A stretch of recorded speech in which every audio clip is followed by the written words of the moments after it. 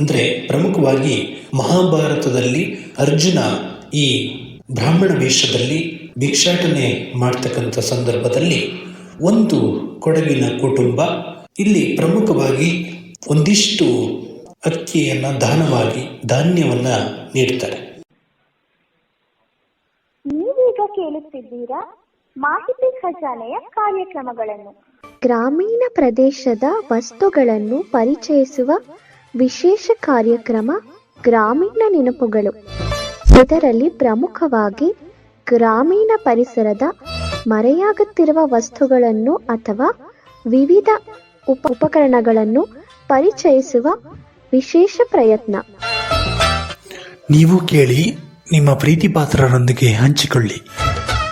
ಕೇಳಿ ಗ್ರಾಮೀಣ ನೆನಪುಗಳು. ಗ್ರಾಮೀಣ ನೆನಪುಗಳು. ಗ್ರಾಮೀಣ ನೆನಪುಗಳು. ಗ್ರಾಮೀಣ ನೆನಪುಗಳು. ಇನ್ನು ಹೆಚ್ಚು ಉಪಯುಕ್ತ ಮಾಹಿತಿಯನ್ನು ನಮ್ಮ ಯೂಟ್ಯೂಬ್ ವಾಹಿನಿಯಿಂದ ಏನಾದರೂ ನಿರೀಕ್ಷಿಸುತ್ತಿದ್ದೀರಾ? ನಿರೀಕ್ಷಿಸಿದಲ್ಲಿ ಬೆಲ್ ಐಕಾನ್ ಅನ್ನು ಕ್ಲಿಕ್ ಮಾಡುವುದರ ಮೂಲಕ ಸಬ್ಸ್ಕ್ರೈಬ್ ಆಗಿ.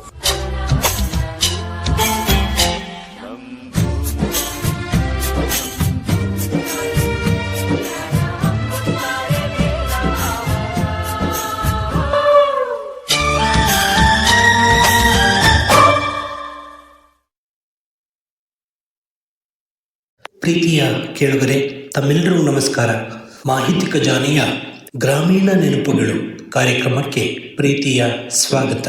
ಗ್ರಾಮೀಣ ಪರಿಸರದಲ್ಲಿ ಬಳಸುವ ಉಪಕರಣಗಳನ್ನು ಪರಿಚಯಿಸತಕ್ಕಂತಹ ವಿಶಿಷ್ಟ ಮಾಲಿಕೆಯಲ್ಲಿ ನಾವು ಮುಂದೆ ಸಾಗ್ತಾ ಇದ್ದೇವೆ. ಇವತ್ತು ನಾವು ಪ್ರಮುಖವಾಗಿ ಎತ್ತಿನ ಕುಕ್ಕೆ ಅಂತಕ್ಕಂತಹ ಉಪಕರಣವನ್ನ ಪರಿಚಯ ಮಾಡಿಕೊಳ್ಳೋಣ.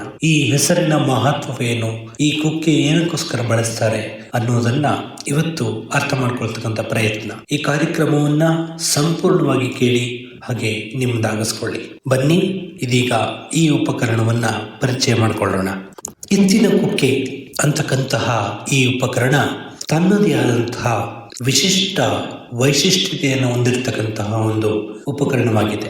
ಇದನ್ನು ಪ್ರಮುಖವಾಗಿ ಕರ್ನಾಟಕ ಸೇರಿದಂತೆ ಜಗತ್ತಿನಾದ್ಯಂತ ಕೃಷಿ ಉದ್ದೇಶಗಳಿಗಾಗಿ ಬಳಸ್ತಕ್ಕಂಥದ್ದನ್ನ ಪ್ರಮುಖವಾಗಿ ಗಮನಿಸ್ತೇವೆ. ದ್ರವ ಸೇರಿದಂತೆ ಹಲವಾರು ಒಣ ಪದಾರ್ಥಗಳನ್ನ ಅದರ ಮೂಲಕ ಒಂದು ಸ್ಥಳದಿಂದ ಮತ್ತೊಂದು ಸ್ಥಳಕ್ಕೆ ಸಾಗಿಸುವುದಕ್ಕೋಸ್ಕರ ಇದನ್ನ ಬಳಸ್ತಕ್ಕಂಥದ್ದನ್ನ ನಾವು ಗಮನಿಸ್ತೇವೆ.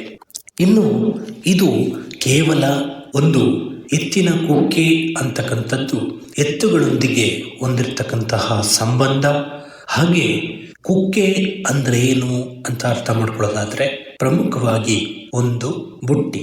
ಈ ಬುಟ್ಟಿಯನ್ನ ಒಂದು ಸಾಂಸ್ಕೃತಿಕವಾಗಿ ಜಾನಪದೀಯವಾಗಿ ಅರ್ಥೈಸತಕ್ಕಂತಹ ಪ್ರಯತ್ನವನ್ನು ಕೂಡ ಕೆಲವು ತಜ್ಞರು ಮಾಡ್ತಕ್ಕಂಥದ್ದನ್ನ ನಾವು ಪ್ರಮುಖವಾಗಿ ಗಮನಿಸ್ತೇವೆ. ಇದು ಪ್ರಮುಖವಾಗಿ ಇನ್ನೂ ಒಂದಷ್ಟು ಅಂಶವನ್ನ ಒಳಗೊಂಡಿದೆ. ಧಾರ್ಮಿಕವಾಗಿ ಬಳಸ್ತಕ್ಕಂತಹ ಒಂದು ವ್ಯವಸ್ಥೆಯಾಗಿ ಈ ಎತ್ತಿನ ಕುಕ್ಕೆಯನ್ನು ಬಳಸ್ತಾರೆ. ಪ್ರಮುಖವಾಗಿ ಯಾವುದೇ ಒಂದು ಎತ್ತು ತನಗೆ ಯಾವ್ದಾದ್ರು ಒಂದು ಔಷಧಿಯನ್ನ ನೀಡ್ತಕ್ಕಂಥ ಸಂದರ್ಭದಲ್ಲಿ ಅದು ಬೇರೆಡೆಗೆ ಬರಬಾರ್ದು, ಅಂದ್ರೆ ಬಾಯಿಗೆ ಮುಖವಾಡವಾಗಿ ಕಟ್ಟತಕ್ಕಂಥದ್ದನ್ನು ಕೂಡ ನಾವು ಪ್ರಮುಖವಾಗಿ ಗಮನಿಸ್ತೇವೆ. ಅಂದ್ರೆ ಈಗ ಏನಾದ್ರೂ ಒಂದು ಔಷಧಿಯನ್ನ ತೀಡಿರ್ತಾರೆ ಮೈಗೆ ಅಂತ ಇಟ್ಕೊಳ್ಳಿ, ಅದು ನೆಕ್ಕುತ್ತೆ. ನೆಕ್ಕೋದನ್ನ ತಡೆಯೋದಕ್ಕೋಸ್ಕರ ಈ ಮುಖವಾಡವನ್ನ ಬಳಸಲಾಗುತ್ತೆ. ಇದು ಪ್ರಮುಖವಾಗಿ ಒಂದು ಸಾಧನವನ್ನು ಕೊಂಡೊಯ್ಯತಕ್ಕಂಥದ್ದು ಕೂಡ ಒಂದಾದರೆ, ಇನ್ನೊಂದು ಈ ಮುಖವಾಡಗಳ ಮೂಲಕ ಈ ಗಾಳಿ ಬರೋ ತರ ವಾತಾವರಣವನ್ನ ಸೃಷ್ಟಿ ಮಾಡಿರ್ತಾರೆ. ಅಂದ್ರೆ ಎತ್ತಿನ ಕುಕ್ಕೆಯನ್ನ ನೇಯ್ತಕ್ಕಂಥವರು ಇಲ್ಲಿ ಗಾಳಿಯನ್ನು ಬರಬೇಕು, ಹಾಗೆ ಸಾಧನಗಳನ್ನು ಕೊಂಡೋಗೋದಕ್ಕೂ ಕೂಡ ಇದು ಸಹಕಾರಿ ಆಗಬೇಕು ಅಂತಕ್ಕಂಥದ್ದು ಇಲ್ಲಿ ಪ್ರಮುಖವಾದಂತಹ ಉದ್ದೇಶ. ಪ್ರಮುಖವಾಗಿ ಸಾಲಾವರಿ ಕೊಕ್ಕೆ, ಧರ್ಮಾವರಿ ಕೊಕ್ಕೆ ಅಂತಕ್ಕಂತಹ ಶ್ರೀಮಂತ ಶಬ್ದಗಳಿಂದ ಕನ್ನಡ ಭಾಷೆಯಲ್ಲಿ ಪದ ಸಂಸ್ಕೃತಿ ವ್ಯತ್ಯಾಸಗಳು ಇರ್ತಕ್ಕಂಥದ್ದನ್ನು ಕೂಡ ನಾವು ಪ್ರಮುಖವಾಗಿ ಗಮನಿಸ್ತೇವೆ. ಪ್ರಮುಖವಾಗಿ ಗ್ರಾಮೀಣ ಸಂಸ್ಕೃತಿಯಲ್ಲಿ ಎತ್ತಿನ ಮಹತ್ವ ಹಾಗೂ ಎತ್ತಿನ ಒಂದು ಸಾಕಷ್ಟು ಬೆಳವಣಿಗೆಗೆ ಈ ಎತ್ತಿನ ಕುಕ್ಕೆಗಳು ಒಂದು ಪ್ರಮುಖ ಕೇಂದ್ರ ಬಿಂದುವಾಗಿ ನಿಲ್ತಕ್ಕಂಥದ್ದನ್ನ ಪ್ರಮುಖವಾಗಿ ಗಮನಿಸ್ತೇವೆ. ಕೃಷಿ ಕ್ಷೇತ್ರದಲ್ಲಿ ಎತ್ತು ಹಾಗೂ ಎತ್ತಿನ ಗಾಡಿಯ ಮಹತ್ವದಷ್ಟೇ ಈ ಎತ್ತಿನ ಕುಕ್ಕೆಯ ಮಹತ್ವವು ಕೂಡ ಇರತಕ್ಕಂಥದ್ದನ್ನ ನಾವು ಗಮನಿಸ್ತೇವೆ. ಪ್ರಮುಖವಾಗಿ ಎತ್ತುಗಳ ಆರೋಗ್ಯವನ್ನ ಕಾಪಾಡೋದಕ್ಕೆ ಇದು ಒಂದು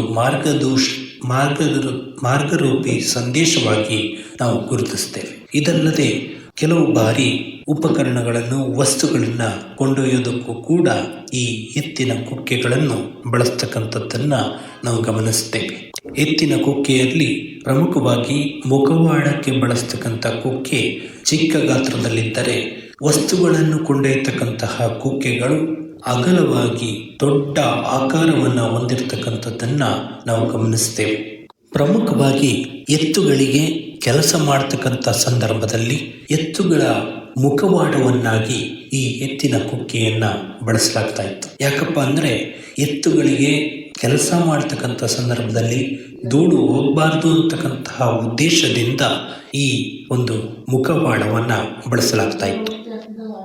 ಪ್ರಮುಖವಾಗಿ ಈ ಕುಕ್ಕೆಗಳನ್ನ ಅಂದ್ರೆ ವಸ್ತುಗಳನ್ನ ಎಲ್ಲ ಬಳಸೋದಕ್ಕೆ ಅಂದ್ರೆ ಕಚ್ಚಾ ವಸ್ತುಗಳನ್ನ ಬಳಸ್ಕೊಂಡು ಈ ಕುಕ್ಕೆಗಳನ್ನ ತಯಾರು ಮಾಡಲಾಗ್ತಾ ಇತ್ತು. ಬೆತ್ತಗಳು ಅಂದ್ರೆ ಬಿದಿರಿನ ಬೆತ್ತಗಳು ಇರಬಹುದು ಅಥವಾ ಬಿದಿರಿನ ಬೇರೆ ಬೇರೆ ಉಪಕರಣಗಳನ್ನ ಬಳಸ್ಕೊಂಡು ಸ್ಥಳೀಯವಾಗಿ ಸಿಗ್ತಕ್ಕಂತಹ ಕಚ್ಚಾ ವಸ್ತುಗಳ ಮೂಲಕ ಈ ಉಪಕರಣವನ್ನ ತಯಾರು ಮಾಡಲಾಗುತ್ತೆ. ಪ್ರಮುಖವಾಗಿ ಬಿದಿರು ಇಲ್ಲಿ ಮಹತ್ವದ ಪಾತ್ರ ವಹಿಸುತ್ತೆ.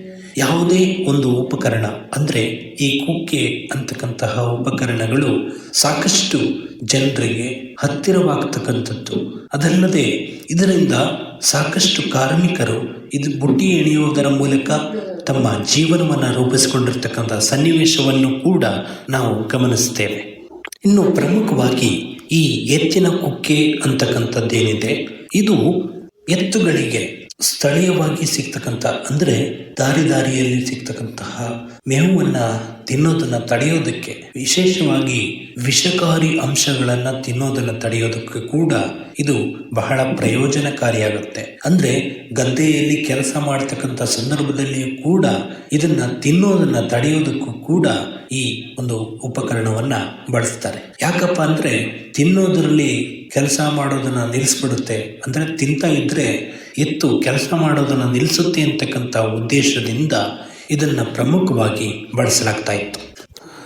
ಪ್ರಮುಖವಾಗಿ ಕೃಷಿ ಜಗತ್ತಿನಲ್ಲಿ ಸಾಕಷ್ಟು ಬದಲಾವಣೆಗಳು ಆಗ್ತಾ ಇರ್ತಕ್ಕಂಥದ್ದನ್ನು ಗಮನಿಸ್ತೇವೆ. ಮಾನವ ನಿರ್ಮಿತ ಈ ಎತ್ತಿನ ಕುಕ್ಕೆಗಳು ಸಾಕಷ್ಟು ಜನರಿಗೆ ತಮ್ಮದೇ ಆದಂತಹ ಹೊಸ ಚೈತನ್ಯವನ್ನು ಸೃಷ್ಟಿಸಿಕೊಳ್ಳೋದಕ್ಕೆ ಹಾಗೆ ವಸ್ತುಗಳನ್ನು ಕೊಂಡೊಯ್ಯೋದಕ್ಕೆ ಇದು ತುಂಬ ಸಹಕಾರಿಯಾದಂತಹ ಒಂದು ಅಂಶ ಅಂತಲೇ ಹೇಳ್ಬೋದು.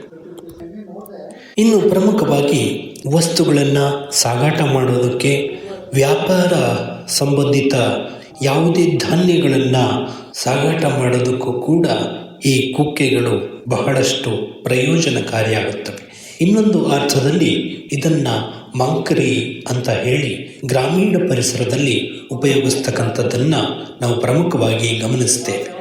ಆಧುನಿಕತೆ ಬಂದಂತೆ ಇದರಲ್ಲಿಯೂ ಕೂಡ ಬಹಳಷ್ಟು ಮಾರ್ಪಾಡುಗಳಾಗಿದ್ದು ಫೈಬರ್ ಬುಟ್ಟಿಗಳು ಬಂದಿರತಕ್ಕಂಥದ್ದನ್ನು ನಾವು ಪ್ರಮುಖವಾಗಿ ಗಮನಿಸ್ತೇವೆ. ಫೈಬರ್ ಕುಕ್ಕೆಗಳು, ಬುಟ್ಟಿಗಳು ಅಂದ್ರೂ ಒಂದೇ, ಕುಕ್ಕೆಗಳು ಅಂದ್ರೂ ಒಂದೇ. ಸೊ ಈಗೆಲ್ಲವೂ ಕೂಡ ಬದಲಾಗ್ತಾ ಇದೆ. ಇನ್ನು ಪ್ರಮುಖವಾಗಿ ಧಾರ್ಮಿಕವಾಗಿ ಹೇಳೋದಾದ್ರೆ, ಪ್ರಮುಖವಾಗಿ ಕೇರಳ ಮತ್ತು ಕೊಡಗಿನಂತಹ ಪ್ರದೇಶಗಳಲ್ಲಿ ಎತ್ತುಗಳನ್ನು ಶಿವನ ವಾಹನವೆಂದು ಪೂಜಿಸಿದರೆ, ಪ್ರಮುಖವಾಗಿ ಈ ಕುಕ್ಕೆಗಳ ಮೂಲಕ ಆ ದೇವರಿಗೆ ಬೇಕಾದಂತಹ ಕಾಣಿಕೆಗಳು ಹಾಗೂ ಪ್ರಮುಖ ನೈವೇದ್ಯಗಳನ್ನು ಈ ಕುಕ್ಕೆಗಳ ಮೂಲಕ ಕೊಂಡೊಯ್ಯಲಾಗುತ್ತೆ. ಇವತ್ತಿಗೂ ಕೂಡ ಆಚರಣೆಯಲ್ಲಿ ಕೇರಳದಲ್ಲಿ ಹಾಗೂ ಕೊಡಗಿನಲ್ಲಿ ಆಚರಣೆಯಲ್ಲಿ ಇರ್ತಕ್ಕಂಥದ್ದನ್ನು ಪ್ರಮುಖವಾಗಿ ಗಮನಿಸ್ತೇವೆ.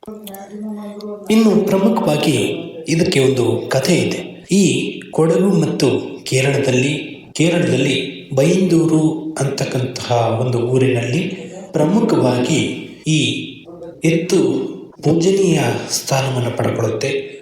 ಅದೇ ಮೂಲಕವಾಗಿ ಒಂದು ಕೊಡಗಿನ ಕುಟುಂಬ ಶಿವನು ಬ್ರಾಹ್ಮಣ ವೇಷದಲ್ಲಿ ಭಿಕ್ಷಾಟನೆಗೆ ಇಳಿತಾನೆ. ಅಂದ್ರೆ ಪ್ರಮುಖವಾಗಿ ಮಹಾಭಾರತದಲ್ಲಿ ಅರ್ಜುನ ಈ ಬ್ರಾಹ್ಮಣ ವೇಷದಲ್ಲಿ ಭಿಕ್ಷಾಟನೆ ಮಾಡ್ತಕ್ಕಂಥ ಸಂದರ್ಭದಲ್ಲಿ ಒಂದು ಕೊಡಗಿನ ಕುಟುಂಬ ಇಲ್ಲಿ ಪ್ರಮುಖವಾಗಿ ಒಂದಿಷ್ಟು ಅಕ್ಕಿಯನ್ನು ದಾನವಾಗಿ ಧಾನ್ಯವನ್ನ ನೀಡ್ತಾರೆ. ಆದರೆ ಅರ್ಜುನನಿಗೆ ಎತ್ಕೊಂಡು ಹೋಗೋದಕ್ಕೆ ಸಾಧ್ಯವಾಗಲ್ಲ.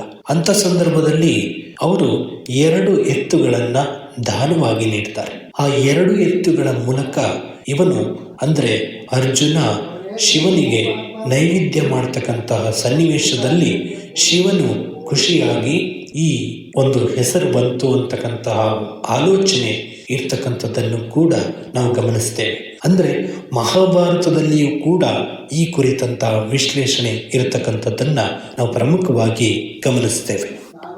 ಪ್ರಮುಖವಾಗಿ ಈ ಕಥೆ ಏನಿದೆ ಕೇವಲ ನೆನಪಾಗಿ ಮಾತ್ರ ಉಳಿದಿಲ್ಲ. ಇವತ್ತಿಗೂ ಕೂಡ ಪಯ್ಯಾವೂರು ಕೇರಳದಲ್ಲಿರ್ತಕ್ಕಂಥ ಊರಿಗೆ ಒಂದು ಸಾಗಾಟ ಮಾಡ್ತಕ್ಕಂಥದ್ದು, ಅಂದ್ರೆ ಧಾನ್ಯಗಳನ್ನ ಸಾಗಾಟ ಮಾಡ್ತಕ್ಕಂಥ ಸಂದರ್ಭದಲ್ಲಿ ಎತ್ತುಗಳ ಮೂಲಕನೇ ಒರೆಸ್ಕೊಂಡು ಹೋಗಲಾಗ್ತಾ ಇದೆ. ಕೊಡವ ಕುಟುಂಬಗಳು ಇವತ್ತಿಗೂ ಕೂಡ ಸಾಕಷ್ಟು ಜನ ಶಕ್ತಿ ಇದ್ರೂ ಕೂಡ ಈ ಸಂಪ್ರದಾಯವನ್ನ ಪಾಲಿಸ್ತಾ ಇರ್ತಕ್ಕಂಥದ್ದನ್ನ ನಾವು ಪ್ರಮುಖವಾಗಿ ಗಮನಿಸ್ತೇವೆ. ಇನ್ನು ಈ ಮೂಲಕವಾಗಿ ಎತ್ತಿನ ಕುಕ್ಕೆಗೆ ಮಹತ್ವವನ್ನು ಪಡೆದುಕೊಂಡಿರ್ತಕ್ಕಂಥದ್ದು, ಹಾಗೆ ಕೃಷಿಕರು ಹೆಚ್ಚಳವಾಗಿ ಇಂದಿಗೂ ಕೂಡ ಕೆಲವು ಭಾಗಗಳಲ್ಲಿ ಎತ್ತಿನ ಕೊಕ್ಕೆಯನ್ನು ಬಳಸೋದರ ಮೂಲಕ ಅಥವಾ ಕೊಕ್ಕೆಗಳನ್ನು ಬಳಸೋದರ ಮೂಲಕ ತಮ್ಮ ಕೃಷಿ ಕೆಲಸ ಕಾರ್ಯಗಳನ್ನು ನಿರ್ವಹಿಸ್ತಾ ಇರತಕ್ಕಂಥದ್ದನ್ನು ಕೂಡ ನಾವು ಗಮನಿಸ್ತೇವೆ. ಈ ಮೂಲಕ ಧಾರ್ಮಿಕವಾಗಿ ಹಾಗೂ ಸಾಮಾಜಿಕವಾಗಿ ಈ ಕೊಕ್ಕೆಗಳು ತಮ್ಮದೇ ಆದಂತಹ ಮಹತ್ವವನ್ನು ಪಡೆದುಕೊಂಡಿರ್ತಕ್ಕಂಥದ್ದನ್ನು ಗಮನಿಸ್ತೇವೆ. ಕೃಷಿ ಕ್ಷೇತ್ರದಲ್ಲಿ ಎಷ್ಟೇ ಬದಲಾವಣೆಗಳು ಸಂಭವಿಸಿದರೂ ಕೂಡ ಸಾಕಷ್ಟು ಜನರಿಗೆ ಇದು ಕೊಕ್ಕೆಯ ಪಾತ್ರೆಗಳು ಸಾಕಷ್ಟು ನೆರವಾಗಿರ್ತಕ್ಕಂಥದ್ದನ್ನು ಕೂಡ ನಾವು ಗಮನಿಸ್ತೇವೆ.